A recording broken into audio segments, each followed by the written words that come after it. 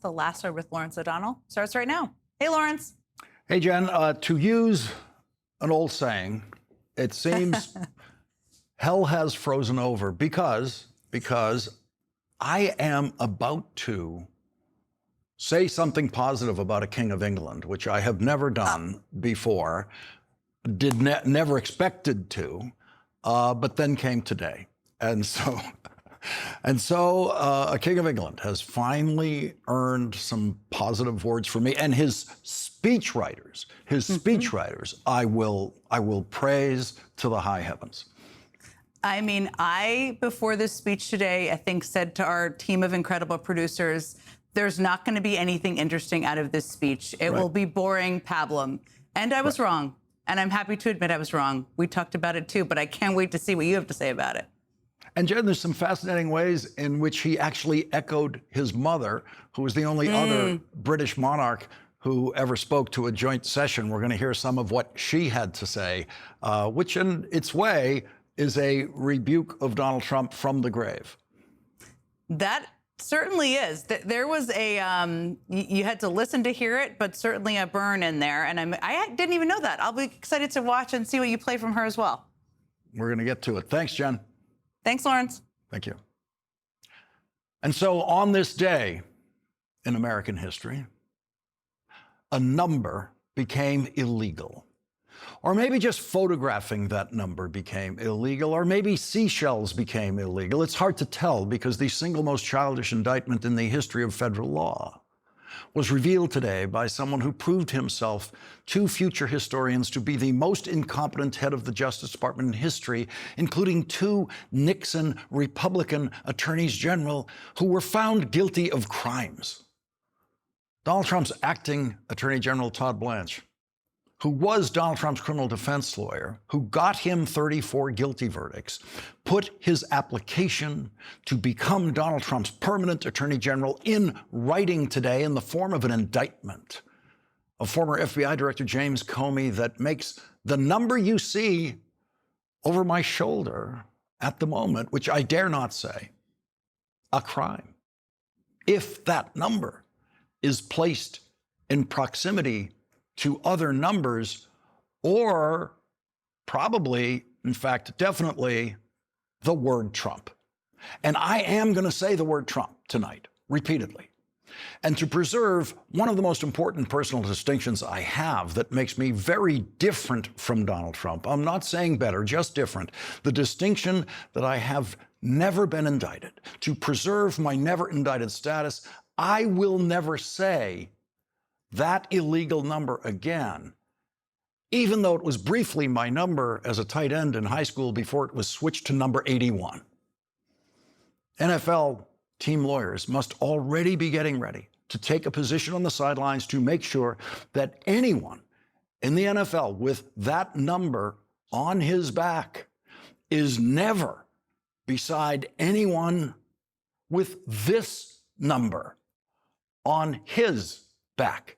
Because if two NFL players stand beside each other with those two numbers on their backs, they can now be charged with committing the federal crime of threatening the life of the President of the United States. And if any college player or NFL player with that number that begins with 8 ever tackles or in any way harms a player with that number that begins with 4, that player is going to end up with the James Comey indictment. The 2-count indictment, one of threatening the life of a president, and 2, the second one, transmitting that threat through interstate electronic communication, which is to say, a televised football game. Put those two numbers together in a televised football game, and you have that federal crime. That is life in the country that Donald Trump and his criminal defense lawyer turned acting attorney general now want you to live in. And into that country today stepped the King of England, who played an unprecedented part in another desperately humiliating day for Donald Trump's Washington. And for once, the king himself was not the humiliated one. No one humiliates Trump lawyers more than Donald Trump. And he could not have done more to humiliate the already humiliated Todd Blanche than he did today by getting the goofiest indictment America has ever seen out of Todd Blanche after literally years of Donald Trump urging the indictment of James Comey. And Donald Trump's humiliation today was delivered to him by his guest of honor, the King of England, who for the first time in my life made me feel something akin to gratitude to a British monarch and outright awe for his speechwriters. The speechwriters had the task of telling the truth in a chamber where half of the members applaud and cheer Donald Trump's pathological lies. And today, the King of England and his speechwriters had those same Republicans applauding sharp criticism and complete disagreement with Donald Trump. In the immediate aftermath of 9/11, when NATO invoked Article 5 for the first time, and the United Nations Security Council was united in the face of terror, we answered the call together, as our people have done so for more than a century, shoulder to shoulder, through 2 world wars, the Cold War, Afghanistan, and moments that have defined our shared security. Today, Mr. Speaker, that same unyielding resolve is needed for the defense of Ukraine and her most courageous people.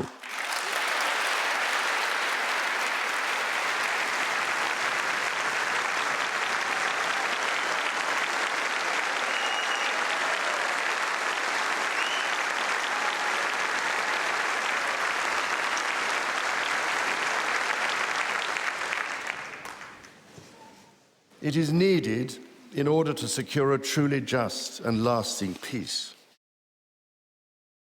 Standing ovation from J.D. Vance, who has said, I don't care about Ukraine. Standing ovation from those Republicans. And now we know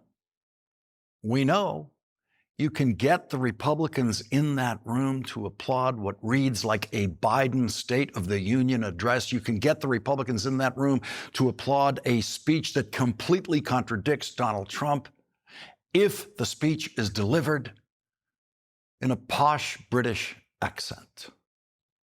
This was the day that I hope at least some high school kids were watching. American high school kids who have grown up in the dark shadow of Donald Trump. High school kids who in most of their lifetimes now have been living under a Donald Trump presidency filled with uncouth public profanity and rank stupidity and an inability to simply read the words put in front of him by his speechwriters and skip the idiotic ad libs. My mother had a crush on Charles. Can you believe it? Amazing how, I wonder what she's thinking right now. If you are a high school kid in America, I now have 2 King's speeches to recommend to you. First, the wonderful film about the King, who was a genuine inspiration to the British during World War II, titled The King's Speech, and today's speech by Charles, where he faithfully delivered every word his speechwriters gave him with no wise guy side comments, no threats of war crimes, no statement he could not support with facts. And most of all, with the kind of dignity that every previous American president either had or was able to do a reasonable imitation of in that room where Charles spoke today. You will not see an honest speech delivered from that podium again during this presidency. With Donald Trump threatening to destroy NATO, Charles said this. From the depths of the Atlantic to the disastrously melting ice caps of the Arctic, the commitment and expertise of the United States Armed Forces and its allies lie at the heart of NATO, pledged to each other's defense, protecting our citizens and interests, keeping North Americans and Europeans safe from our common adversaries. Donald Trump recently said, and these are his exact words, NATO is shameful. His vice president has said, I don't really care about what happens in Ukraine. And the Republican Party in that chamber today rose to their feet to applaud NATO and applaud support for Ukraine. And Charles was merely echoing his mother, the only other British monarch ever to address a joint session of Congress, which she did in May of 1991.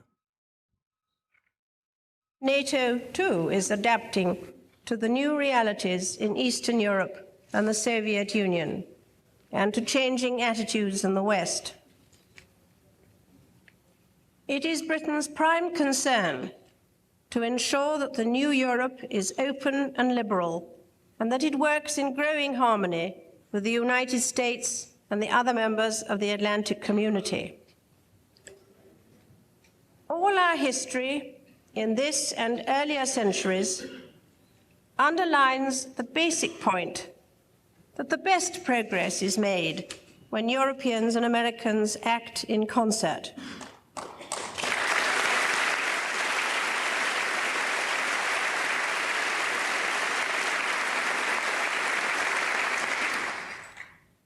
We must not allow ourselves to be enticed into a form of continental insularity. Donald Trump wouldn't understand the word insularity, but that is Queen Elizabeth speaking against Donald Trump's insularity in his America First concept and his America Alone madness, as her son did today. I pray with all my heart that our alliance will continue to defend our shared values with our partners in Europe and the Commonwealth and across the world. And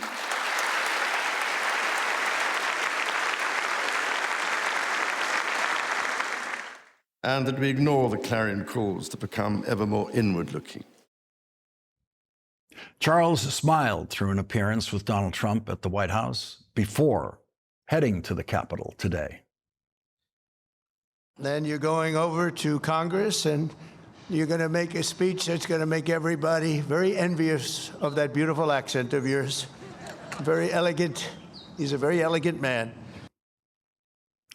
That's all Donald Trump can hear, the accent. Donald Trump's listening comprehension is probably close to zero, so in a speech done with that accent, in a non-lecturing tone, Donald Trump doesn't know when he is being rebuked. The US Supreme Court Historical Society has calculated that Magna Carta is cited in at least 160 Supreme Court cases since 1789, not least as the foundation of the principle that executive power is subject to checks and balances.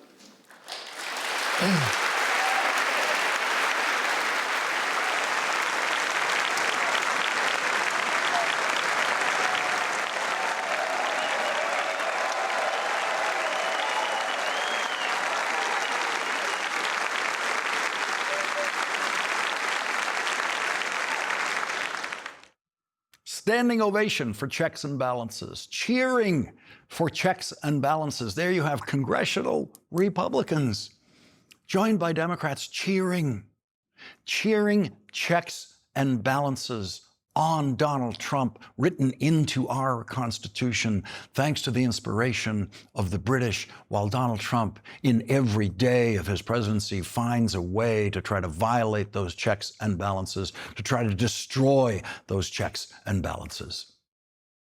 And here's Charles rebuking Donald Trump's patently insane claim that climate science is a hoax.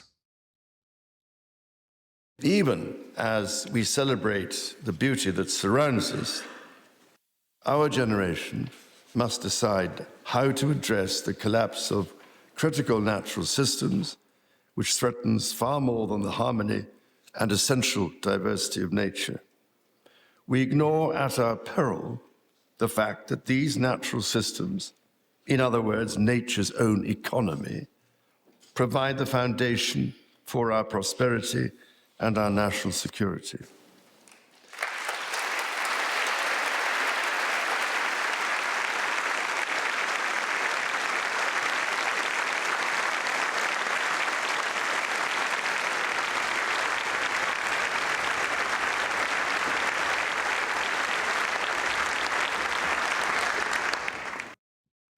Jack Royston, Newsweek's chief royal correspondent, who contributed to our coverage of that speech earlier today, and who hangs on every word and studies those words more closely than the rest of us, with a full understanding of the King's speechwriter's surgical precision, found what he believes is a reference to the Epstein survivors in the King's speech, a reference that was confirmed to him from a source close to the King's speechwriters. Charles has shunned his younger brother Andrew and removed his titles this year after the release of the Epstein files deepened our understanding of Andrew's friendship with the sex trafficker and raper of children Jeffrey Epstein, who was Donald Trump's closest friend for 10 years.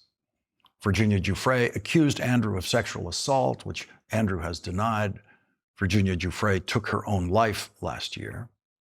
And her brother was one of the people who was hoping to meet with Charles, along with Epstein survivors, during this royal visit to the United States. Like Donald Trump, Charles refuses to meet with Jeffrey Epstein's survivors, but according to Jack Royston's reporting in Newsweek today, this line you're about to hear was meant as an acknowledgement of what the Epstein survivors have endured.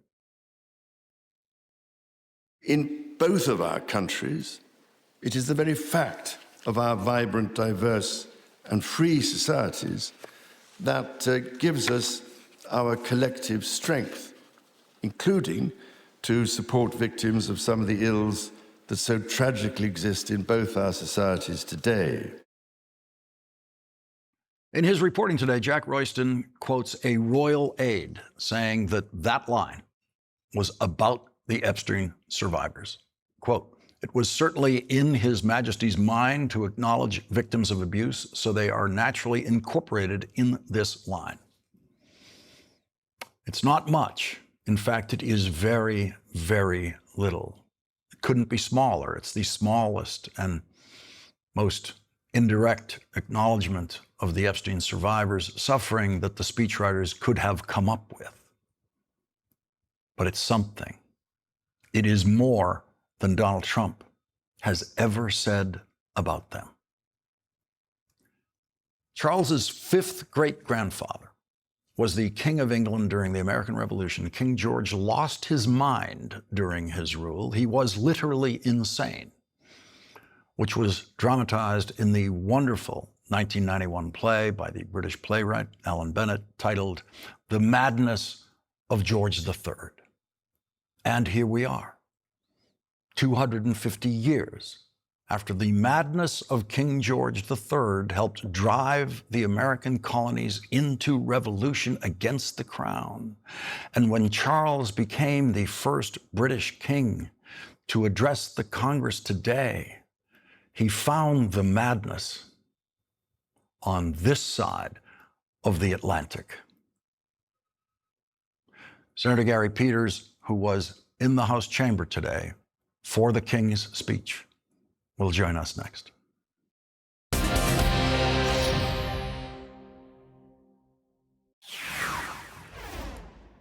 A new Reuters poll today shows the lowest approval rating ever recorded for Donald Trump in that poll at 34%.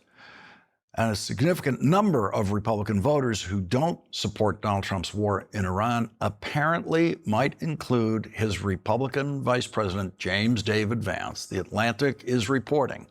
In closed-door meetings, J.D. Vance has repeatedly questioned the Defense Department's depiction of the war in Iran and whether the Pentagon has understated what appears to be the drastic depletion of U.S. missile stockpiles. Two senior administration officials told us that the vice president has queried the accuracy of the information the Pentagon has provided about the war.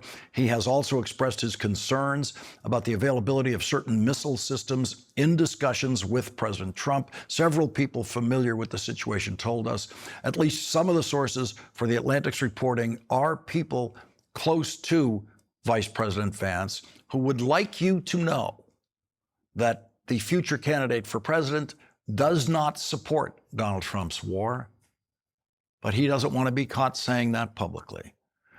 Quote, Vance's advisors who spoke with us on the condition of anonymity told us that the vice president has presented his concerns as his own rather than accusing Hegseth or Kaine of misleading the president. Vance is trying, the advisors suggested, to avoid making this personal or to create divisions in Trump's war cabinet. Some of Vance's confidants, however, believe that Hegseth's portrayal has been so positive as to be misleading. Joining us now is Democratic Senator Gary Peters of Michigan. He's the ranking member of the Senate Homeland Security Committee and a member of the Senate Armed Services Committee. Senator, thank you very much for joining us tonight. I want to get to your assessment about what you have heard from Pete Hegseth, along with what might be the vice president's assessment of that. But let's begin with what you heard in that chamber today, with the King managing to get Republicans on their feet in standing ovations for lines that could have been taken from Joe Biden's State of the Union addresses. You're absolutely right. It was quite striking to see the applause that we were getting from the other side. One that really struck me, and you mentioned it in the opening, as when he talked about the checks and balances in the system. I mean, it's clear that there is no checks and balances when it comes to Republican members of Congress. Our founders were not really, they didn't trust any of us. They believed that all three branches had to compete with each other to make sure they kept a check on everybody. They expected Congress to be the most effective check on the president. They always thought Congress was the preeminent of the three branches, Article 1, and that Congress folks would never really cede their power to an executive. But that's exactly what we've been seeing when it comes to the power of the purse, when it comes to war powers. You can't get Republicans that are willing to step up and actually check those powers, unlike anything we have seen throughout the history of this country. And so to have them stand up and actually applaud, I'm like, where did these individuals come from? And I also appreciated the fact that he was trying to bring us together to strengthen NATO and understand that we are stronger when we are all united. And the long history that the UK has had with the United States for 200 plus years. And all during that time, we stood close with our ally. We understood that when we come together with other European countries as well, that we are stronger, and that NATO has been really a preeminent force in maintaining peace for decades. And they stood up for it, but you certainly would not expect that given the rhetoric that we hear from Congress, and certainly the comments that we hear from President Trump on a nearly daily basis.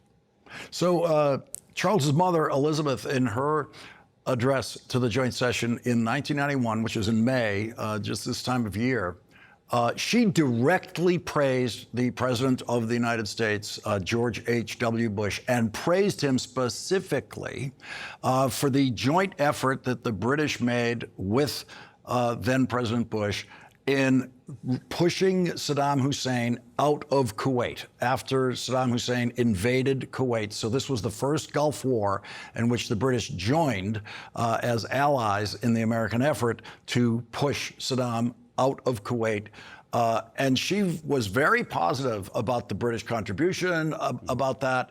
Nothing like that today while Donald Trump's war is going on. No, absolutely, because there can't be. The president never reached out to our allies. Well, he never reached out to the American people. If he's not reaching out to the American people, he's not going to reach out to allies. But in the past, as you've known, you mentioned what happened with President Bush, but the UK has always stood side by side with the United States in conflict. It is one of our strongest allies. But if you don't try to bring your ally into a conflict that you believe is absolutely critical for world stability, don't expect them to be there for us. And in fact, if you look at public opinion polls in these countries, I was recently in both Sweden and in Italy. In both of those countries, based on our embassy, the public opinion of the United States, our approval rating is less than 20%. Over 80% of these longtime allies say that you can't trust the United States. You don't know if we're going to be a friend that'll actually stand with them, and we're no longer a world leader. All of the goodwill that we have seen for so many years that we have built up with our allies is disappearing and is fraying on a daily basis because of one guy, Donald Trump. So when you hear, you've got your Republican colleagues there today, they're standing with you, they're cheering with you for checks and balances on the president. They're cheering for support for Ukraine. They're cheering for these lines that if spoken by Joe Biden, they would ignore them. They might even heckle him. What is it? How are we supposed to know what they actually think? Is it just the accent that got them clapping today? I don't know, but I think one thing, and actually the king mentioned, he quoted that you can't judge somebody by their words, you can only judge them by their actions. And so clearly the actions of what we have seen by my colleagues, my Republican colleagues in the Congress speak louder than them standing up and clapping. I like to see that, but I'd love to actually see action and actually have them actively engaged in pushing back when the president usurps powers that was granted to the People's House, to the United States Congress. They don't do that. I've also found that many of my colleagues have a lot more courage when I'm in the elevator with them, and they may say comments about the president, something that they don't particularly agree with. But then when the elevator door opens, they will talk their talking points. So I call it elevator courage. I want to stop seeing elevator courage. I want to see real courage, where you stand up and push back and understand that our constitutional system does not work if there are not checks and balances. And I'm very fearful for what's going to happen in the future if this continues down this course. But, ultimately, we know that the ultimate check, the checks and balances, and according to Thomas Jefferson, for example, said the ultimate check is the people. So it is really ultimately about elections. And you put on the approval rating earlier. It's at an incredibly low number. The key thing now is for the American people to turn out in huge numbers during the midterm and send the strongest signal possible that we need to have checks and balances. We're going to change the majority. We're going to have a Democratic majority in the House and in the Senate, and really send a strong message to the president that his actions are no longer acceptable to the vast majority of the American people. The secrets of the Senate elevators, the senators only elevators, as they are, restricted to senators only in the office buildings and in the Capitol. That's where the truth happens. Senator Gary Peters, thanks for reminding us of that. Thanks for joining us tonight. Thank you. And coming up, Congressman Ro Khanna will not let the king forget the survivors of Jeffrey Epstein and the king's brother, Andrew. Congressman Khanna joins us next.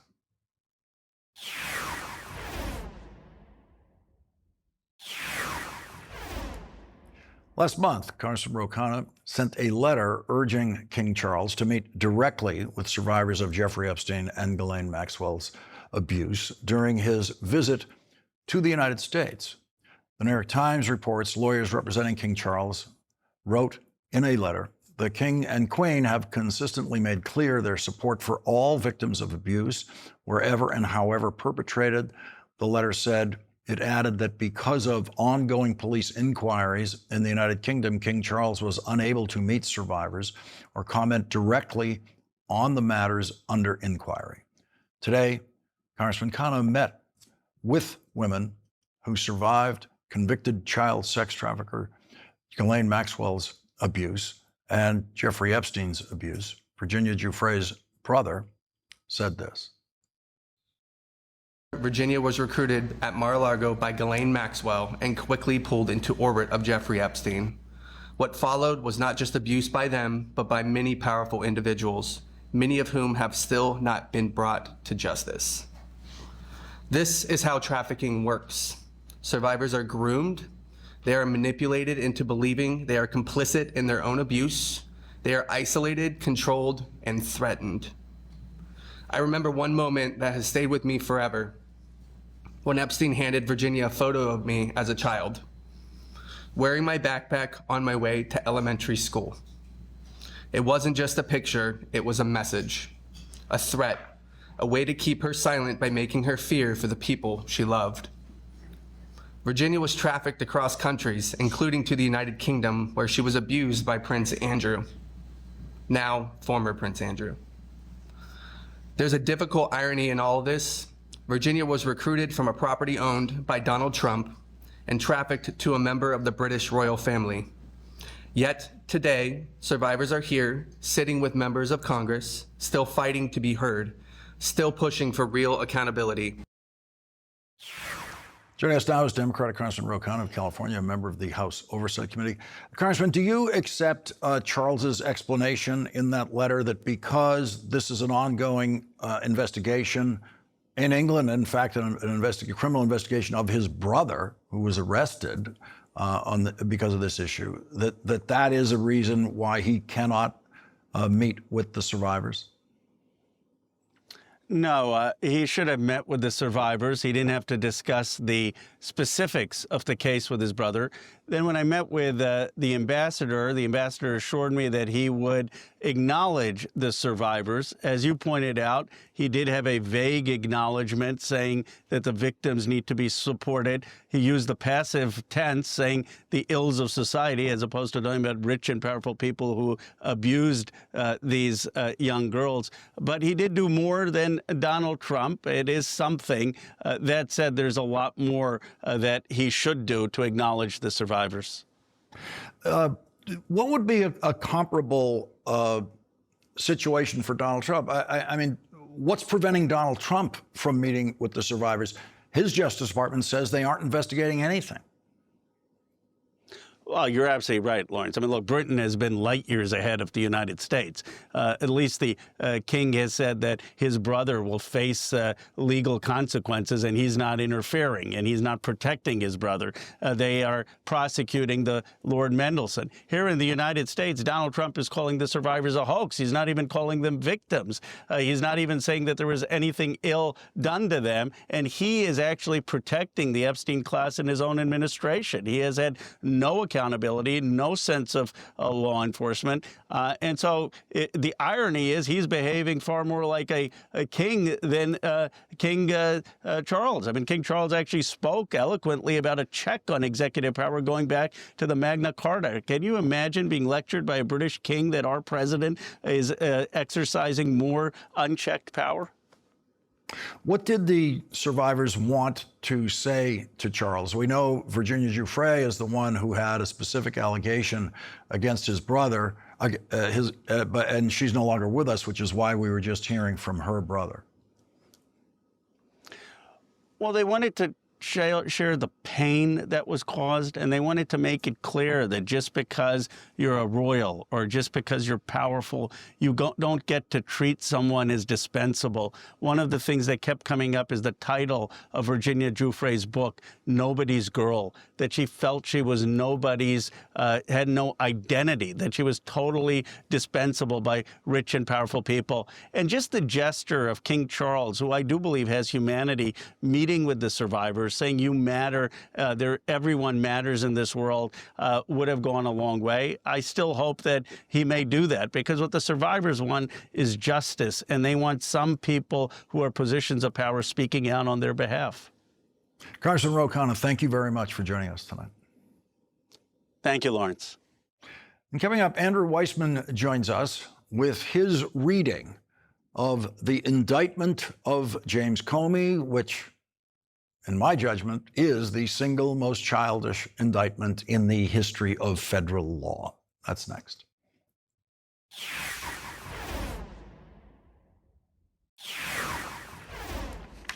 Donald Trump's Justice Department impaneled a grand jury in eastern North Carolina that was finally willing to return an indictment against James Comey for putting a photograph of seashells on Instagram. Yes, that is now a federal crime in Donald Trump's America, punishable by up to 10 years in prison, because there are actually two crimes there with 5-year maximum sentences. The person who arranged the seashells like that committed the federal crime of threatening the president of the United States, according to Donald Trump's Justice Department, but that person has never been found. James Comey's two crimes, according to the 2-page indictment, include count one of threatening to kill the president of the United States through that coded message that anyone would take as a threat. And count two is transmitting that threat through interstate electronic media. The indictment actually says that James Comey, quote, did knowingly and willfully make a threat to take the life of and to inflict bodily harm upon the President of the United States, in that he publicly posted a photograph on the internet social media site Instagram, which depicted seashells arranged in a pattern making out 8647, which a reasonable recipient who is familiar with the circumstances would interpret as a serious expression of an intent to do harm to the President of the United States. And here is James Comey's response today. Well, they're back. This time about a picture of seashells on a North Carolina beach a year ago. And this won't be the end of it. But nothing has changed with me. I'm still innocent. I'm still not afraid. And I still believe in the independent federal judiciary. So let's go. But it's really important that all of us remember this is not who we are as a country. This is not how the Department of Justice is supposed to be. And the good news is we get closer every day to restoring those values. Keep the faith. Joining us now is Andrew Weissmann, former FBI General Counsel and an MS Now legal analyst. And so, Andrew, now NFL lawyers are going to have to be standing on the field to make sure that the guy wearing 86 is not standing beside the guy wearing 47, because obviously they'd be conspiring to commit federal crimes there. What is your reading of this indictment? Well, let me just quickly explain the law to people and how it applied to something that's where you have the numbers 8647. The Supreme Court recently has said that for something to be a true threat, there has to be both a subjective and an objective way to analyze this, as the person subjectively intending or recklessly intending that this be a threat. And objectively, the court has to say that this is something that is clearly a threat, that you can look at this and say that this has the natural tendency to be a threat. And so I leave to the viewers whether that's the impression that you have when you look at those four numbers, that is a threat to kill somebody, as opposed to, for instance, that they should no longer be president, that you should vote against them, that they should be removed, as opposed to trying to kill them. We know James Comey has already said that this was something that he considered a joke, that he did not have that intent, but you don't even have to go that far. But I think this is one where if the Department of Justice is going to debase itself in the way that it has so far, and this shows Todd Blanche is willing to do anything to try and get the top job, if that's the standard, what are they going to do with respect to Donald Trump's repeated language threatening people if you applied the standard that they're applying here? I mean, I'm old enough to remember when he said things about Hillary Clinton and his supporters of the Second Amendment. I'm going to paraphrase, essentially helping him out. That was much, much more overt if you were to apply the standard that they're using here to James Comey. And this is one where I would just say, Leonard, I don't view it as childish. I view this as another exhibit of a sort of a tyrannical way of thinking about the Justice Department and what the role of government is in this country. It certainly is that, and they certainly intend it to be that, and they intend to scare people with it. So if you're Comey's defense counsel, what more do you have to do beyond reading to the judge Merriam-Webster's definition of 86, which says 86 is slang, meaning to throw out, to get rid of, and then noting to the judge that the Constitution of the United States has a sentence about removing the President of the United States. Would it now be illegal to read that passage of the Constitution out loud?